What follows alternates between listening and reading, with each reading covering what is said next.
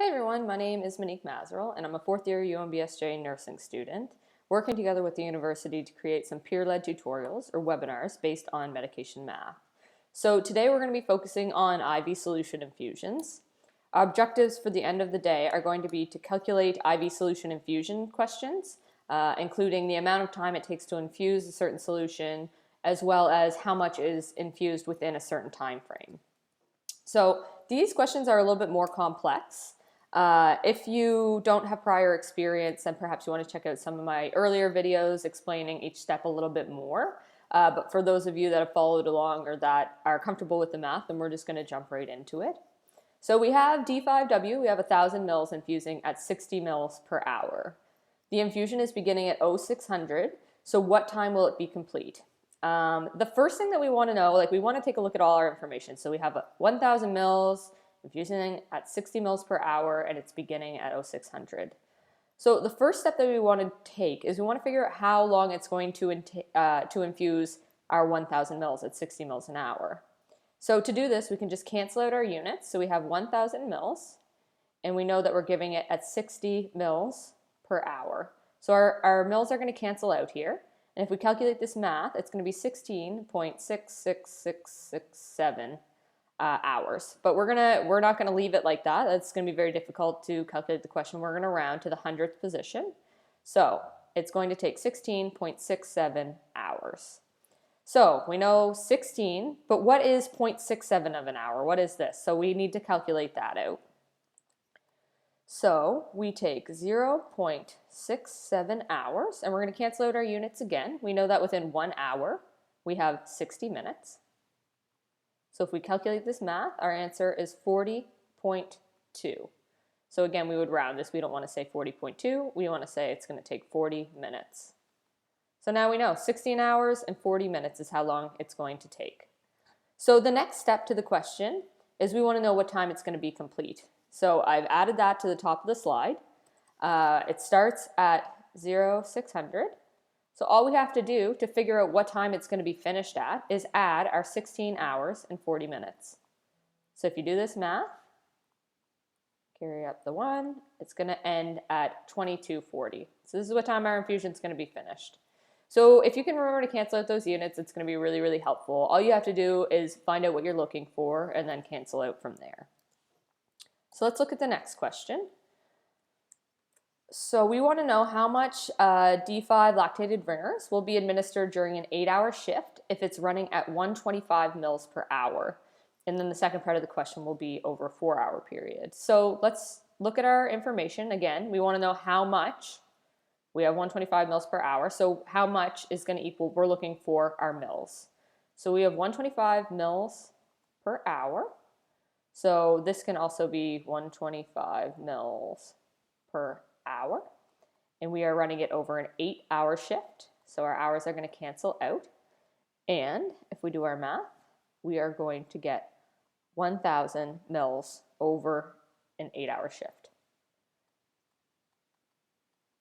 So it's pretty simple, again, canceling out those units. So let's look at 4 hours. So you have 125 mils per hour. We're multiplying it by 8 hours, we're multiplying it by 4 hours. Let me delete that and try this again. So we have 125 mils per hour. We want to find out how much it's going to be over 4 hours. If you calculate this math, you're going to find out that you're giving 500 mils. That's how much is going to be infused within that 4 hours. Let's try one more of these questions. So we have 0.9 normal saline running at 65 mils an hour for 4 hours. So again, it's the same thing. We have 65 mils per hour times 4 hours. And if we do our math, we find out that we are going to be giving 260 mils in 4 hours. 4 hours. So like I said, pretty basic, just canceling out units. So the next question that we're going to go on to is a little bit more complex. There's more steps to it, and we'll walk through it. We'll take a look at the information that we have and go from there. Okay, so we have 8 milligrams of ondansetron in a 100 ml bag of normal saline, and it's running at 125 mils per hour. The infusion had to be stopped 10 minutes in. So the question is asking how many mils were infused and how many milligrams did the patient receive. So since we're looking at 125 mils per hour, we need to convert this 10 minutes to an hour conversion. So let's start off with that. So we got to convert our time. So we have 10 minutes. And we know that when we're looking for something, it's going to go on the top. We're looking for hours. And we know that there's 60 minutes within an hour. When we do this calculation, we find that it's 0.16667 hours. So we're going to round to the hundredth position to make it a little bit easier. So it's going to be 0.17 hours. So now we know how long this was running for. So now we need to find out how many mils were infused within that time frame.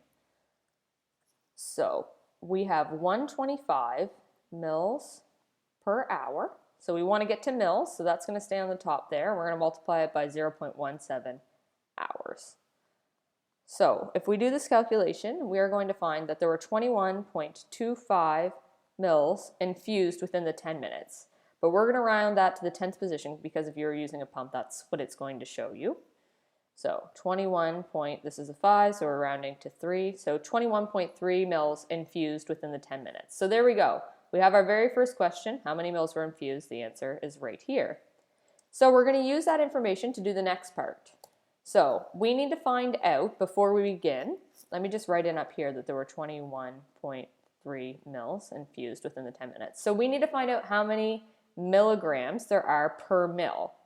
So we have 8 milligrams of ondansetron in a 100 mil bag. So to find out how many milligrams per mil, so if we wrote that out, it'd be milligrams per mil. We're going to take our 8 milligrams, and we're going to divide it by our 100 mil bag. And when we do that calculation, we find out that there are 0.08 milligrams per mil. So that's the first step. So if you look at our units up here, we have mils, we have milligrams per mils, and what we're looking for in our last question is how many milligrams did the patient receive. So we can use what we've already calculated to find that out. So we have 0.08 milligrams per mil, and we're going to multiply to cancel out those units by 21.3 mils. So this is going to cancel out, this is going to cancel out here, and we're going to be left with our milligrams.